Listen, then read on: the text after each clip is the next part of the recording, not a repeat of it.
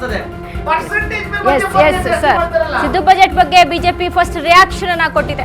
ಭ್ರಷ್ಟ ಕಾಂಗ್ರೆಸ್ ಸರ್ಕಾರದ ಸಾಲ ಪರ್ವತದೆತ್ತರಕ್ಕೆ ಬೆಳೆದಿದೆ. ಈ ಬಾರಿಯ ಬಜೆಟ್ನಲ್ಲಿ 1.32 ಲಕ್ಷ ಕೋಟಿ ಸಾಲದ ಘೋಷಣೆ.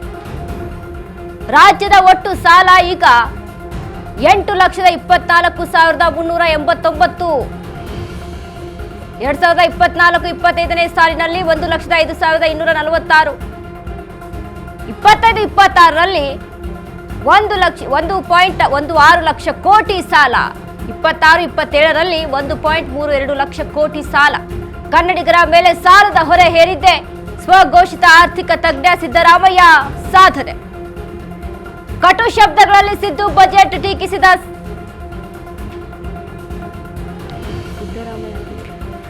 ಸಿದ್ದು ಬಜೆಟ್ ಬಗ್ಗೆ ಬಿಜೆಪಿ ಫಸ್ಟ್ ರಿಯಾಕ್ಷನ್ ಅನ್ನ ಕೊಟ್ಟಿದೆ. ಇದೀಗ ಹೋಗ್ತಾ ಈಗ 2023-24ರಿಂದ ನೋಡ್ತಾ ಹೋದ್ರೆ 25-26ರಿಂದ ನೋಡ್ತಾ ಹೋದ್ರೆ ಅಂದ್ರೆ ಹೋಗ್ತಾ ಅಲ್ಲಿ ಸಾಲದ ಗಾತ್ರ ಹೆಚ್ಚಾಗ್ತಾ ಇದೆ. ಸೊ ಇದೇ ಸಿದ್ದರಾಮಯ್ಯ ಅವರ ಸಾಧನೆ ಅಂತ ಬಿಜೆಪಿ ಒಂದು ರಿಯಾಕ್ಷನ್ ಅನ್ನ ಕೊಟ್ಟಿರುವಂತದ್ದು. ಎಸ್ ಸರ್, ಮೊದಲಿಗೆ ನಾನು ನಾಗೇಂದ್ರ ಸರ್. ನೋಡಿ, ಇವತ್ತೇನು ಗಾತ್ರದ ಬಜೆಟ್ ಪ್ರತಿ ವರ್ಷ ಬಂದಿರೋದೇ ಸಿದ್ದರಾಮಯ್ಯ ರಾಜ್ಯದ ಕನ್ನಡಿಗರನ್ನ ಒತ್ತೆ ಇಟ್ಟು ಅಡವಿಟ್ಟು ಗಿರಿವಿಟ್ಟು ಇರುವಂಥ ಎಲ್ಲ ರಾಜ್ಯದ ಎಲ್ಲ ಬೃಹತ್ಕಾರವಾದ ಕಟ್ಟಡಗಳನ್ನ ಅವರು ಒತ್ತೆ ಇಟ್ಟು ಒಂದು ಸಾಲ ಮಾಡೋದ ಒಂದು ಚಿಂತೆಯಲ್ಲಿದ್ದಾರೆ. ಸೊ ನಮ್ಮ ಒಂದು ಚಿಂತೆ ಇಷ್ಟೇ, ಲಾಸ್ಟ್ ಟೈಮ್ ನೀವು ಇದೇ ಇದು ಗಾತ್ರದ ಬಜೆಟ್ ಅಂತ ನೀವು ಘಂಟಾಘೋಷವಾಗಿ ಹೇಳಿದ್ರಲ್ಲ, 4.16 ಕೋಟಿ, 4,16,000 ಕೋಟಿ. ಇವಾಗ ನೀವು ಮಾಡಿರೋದೆಷ್ಟು? 1.32 ಲಕ್ಷ ಕೋಟಿ ನೀವು ಸಾಲ ಮಾಡಿದ್ದೀರಿ. ನೀವು ಇವತ್ತು ಹಿಂದುಳಿದ ವರ್ಗಕ್ಕೆ ನಿಗಮಕ್ಕೆ ಸಮಾಧಿನೇ ಮಾಡಿಬಿಟ್ಟಿದ್ರಿ. ಇವತ್ತು ಹಿಂದುಳಿದ ನಿಗಮಗಳನ್ನ ಸಮಾಧಿನೇ ಮಾಡಿಬಿಟ್ಟಿದ್ರಿ. ದೇವರಾಜ ಅರಸವರ ನಾನು ಬ್ರೇಕ್ ಮಾಡ್ತೀನಿ ಅಂತ ಹೋಗಿ ಇವತ್ತು ಆ ಒಂದು ಸಮುದಾಯನ ಆ ಸಮಾಜನ ನೀವು ಇವತ್ತು ಸಮಾಧಿ ಮಾಡೋಕ್ಕೆ ಹೋಗ್ತಾ ಇದ್ದೀರಿ. ಇವತ್ತು ನೋಡಿ, ದೇವರಾಜ ಅರಸು ನಿಗಮಕ್ಕೆ 2022ರಲ್ಲಿ 190 ಕೋಟಿ ಅನುದಾನ ಕೊಟ್ಟಿದ್ರು.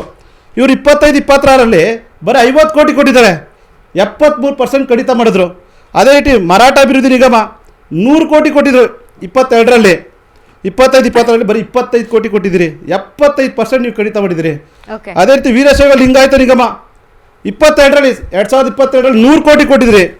25-26ರಲ್ಲಿ ಕೇವಲ 30 ಕೋಟಿ ಕೊಟ್ಟಿದ್ರಿ. 50% ನೀವು ಕಡಿತ ಮಾಡಿದ್ರಿ. ಒಕ್ಕಲಿಗ ಅಭಿವೃದ್ಧಿ ನಿಗಮ 2022ರಲ್ಲಿ 60 ಕೋಟಿ ಕೊಟ್ಟಿದ್ರಿ. 25-26ರಲ್ಲಿ ಬರೀ 30 ಕೋಟಿ ನೀವು ಕೊಟ್ಟಿದ್ರಿ, ಅನುದಾನ ಕೊಟ್ಟಿದ್ರಿ. ಅಲ್ಲೂ 50 ಮಾಡಿದ್ರಿ. ಅದೇ ರೀತಿ ವಿಶ್ವಕರ್ಮ ಅಭಿವೃದ್ಧಿ ನಿಗಮ 2022ರಲ್ಲಿ 25 ಕೋಟಿ ಅನುದಾನ ಕೊಟ್ಟಿದ್ರಿ. 25-26ರಲ್ಲಿ ಕೇವಲ 6.5 ಕೋಟಿ ಕೊಟ್ಟಿದ್ದೀರಿ. ಅಂದರೆ 74% ನೀವು ಆ ನಿಗಮದ ಕಡಿತ ಮಾಡಿದ್ದೀರಿ. ಅದೇ ರೀತಿ ವಿಶ್ವಕರ್ಮ ಅಭಿವೃದ್ಧಿ 25 ಕೋಟಿ ಕೊಟ್ಟಿದ್ರಿ. 2022ರಲ್ಲಿ ಕೊಟ್ಟಿದ್ವಿ. ಈ ಕೊಟ್ಟಿದ್ದು ಬರೀ 6.5 ಲಕ್ಷ ಕೋಟಿ ನೀವು ಕೊಟ್ಟಿದ್ದೀರಿ. 74% ಕಡಿತ ಮಾಡಿದ್ದೀರಿ. ಅಂಬಿಗರ ಚೌಡಯ್ಯ ನಿಗಮ ಒಂದು ನಿಮಿಷ ಮುಗಿಸ್ಬಿಡ್ತೀರಿ. ಇದು ಅಂಬಿಗರ ಚೌಡಯ್ಯ ನಿಗಮ 15 ಕೋಟಿ ಕೊಟ್ಟಿದ್ವಿ 2022ರಲ್ಲಿ. ನೀವು ಕೊಟ್ಟಿದ್ದು ಕೇವಲ 5 ಕೋಟಿ. 66% ನೀವು ಕಡಿತ ಮಾಡಿದ್ದೀರಿ. ಅದೇ ರೀತಿ ಸವಿತಾ ಸಮಾಜ ಮಡಿವಾಳ 10 ಕೋಟಿ ಕೊಟ್ಟಿದ್ವಿ 2022ರಲ್ಲಿ. ನೀವು ಕೊಟ್ಟಿದ್ದು ಕೇವಲ 2 ಕೋಟಿ. 80% ನೀವು ಕಡಿತ ಮಾಡಿದ್ದೀರಿ. ಇವತ್ತು ನೀವು ಕೊಡಕ್ಕೆ ಹೋಗ್ತಾ ಇರೋದು ಏನು? ವಾಷಿಂಗ್ ಮಿಷಿನ್ ಕೊಡಕ್ಕೆ ಹೋಗ್ತಾ ಇದ್ರಿ. ಕೇವಲ 2 ಕೋಟಿ ನೀವು ಹೋದ ಬಜೆಟಲ್ಲಿ ಕೊಟ್ಟಿದ್ದಿತ್ತು. ಅದೇ ರೀತಿ ಅಲೆಮಾರಿ ಅಭಿವೃದ್ಧಿ ನಿಗಮ 2022 10 ಕೋಟಿ ಕೊಟ್ಟಿದ್ವಿ. ನೀವು ಕೊಟ್ಟಿದ್ದು 2.5 ಕೋಟಿ. 75% ನೀವು ಕಡಿತ ಮಾಡಿದ್ರಿ. ಯಾಕೆ ಸಮುದಾಯ ಕಾಣಿಸ್ತಾ ಇಲ್ಲ ನಿಮಗೆ? ಇವತ್ತು ಒಂದೇ ಒಂದು ಸಮುದಾಯ ಕಾಣಿಸ್ತಾ ಇದೆ ನಿಮಗೆ. ಅಲ್ಪಸಂಖ್ಯಾತರ ಸಮುದಾಯ ಮಾತ್ರ ಕಾಣಿಸ್ತಾ ಇದೆಯಾ? ಈ ಸಮುದಾಯ ನಿಮ್ಗೆ ಕಾಣಿಸ್ತಾ ಇಲ್ವಾ? ಇವತ್ತು ನೀವು ಹಿಂದುಳಿದ ವರ್ಗದ ಅಭಿವೃದ್ಧಿ ಸಂಘದ ಸಮಾಧಿ ಮಾಡಿ ಇವತ್ತು ದೇವರಾಜ ಅರಸು ಅವ್ರು ಬ್ರೇಕ್ ಮಾಡ್ತೀನಿ ಅಂತ ಓದ್ತೀರ. ನಾಚಿಕೆ ಆಗಲ್ಲ ನಿಮಗೆ ಸಿದ್ದರಾಮಯ್ಯ? ಹೇಳೋದೊಂದು ಮಾಡೋದೊಂದು ಇವತ್ತು ನೀವು. ಸೊ ನೀವು ಬಜೆಟ್ ಮಂಡನೆ ಮಾಡೋದು ಬರೀ ಘಂಟಾಘೋಷವಾಗಿ ಪೇಪರ್ ಪತ್ರಿಕೆಗಳು ಮಾತ್ರ ಇರುತ್ತೆ.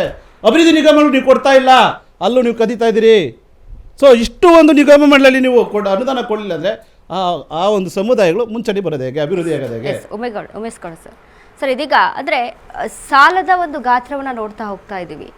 ಕಳೆದ ಬಾರಿಗೆ ನಾವು ಕಂಪೇರ್ ಮಾಡ್ಕೊಂಡು ನೋಡಿದ್ರೆ ಈ ಬಾರಿ ಅಂದರೆ ವರ್ಷ ಹೋಗ್ತಾ ಸಾಲ ಹೆಚ್ಚಾಗ್ತಾ ಇರೋ ಹೊರತು ಅಲ್ಲಿ ಕಡಿಮೆ ಆಗ್ತದೆ. ಅಂದರೆ ಒಬ್ಬ ಕನ್ನಡಿಗರ ಮೇಲೆ ಎಷ್ಟು ಮಟ್ಟಿಗೆ ಹೇರಿಕೆ ಆಗ್ತಾ ಇದೆ, ಇದಕ್ಕೆ ಬಗ್ಗೆ JDS ಮತ್ತು BJP ಸಹಿತ ರಿಯಾಕ್ಷನ್ ಅನ್ನು ಕೊಟ್ಟಿದೆ. ಬಟ್ ಇದರ ಬಗ್ಗೆ ನಿಮ್ಮ ನಿಲುವು ಯಾವ ರೀತಿ, ಹೇಗೆ ಅಂತ? ನೋಡಿ ಮೇಡಮ್, ಇಲ್ಲಿ ಏನಾಗಿದೆ ಅಂತಂದರೆ ಕರ್ನಾಟಕದ ಆರ್ಥಿಕ ದಿವಾಳಿತನ ಕುಸಿಯುತ್ತಿದೆ. GSTP ಮತ್ತು ಅತಂತ್ರ ಭವಿಷ್ಯ ಆಗ್ತಾ ಇದೆ. ಇದಕ್ಕೊಂದು ಬ್ರೇಕ್ ಹಾಕಲಿಲ್ಲ ಅವರು.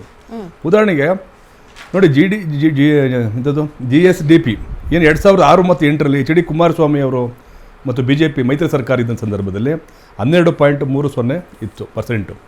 2008 ಮತ್ತು 13ರಲ್ಲಿ BJP ಸರ್ಕಾರ ಬಂತು, ಆಗ 9.80 ಇತ್ತು. 13-18ರಲ್ಲಿ ನೋಡಿ ದಿವಾಳಿ ಆಗಿದ್ದು ಈ ಸಂದರ್ಭದಲ್ಲಿ ನೋಡಿ ಸರ್ಕಾರ.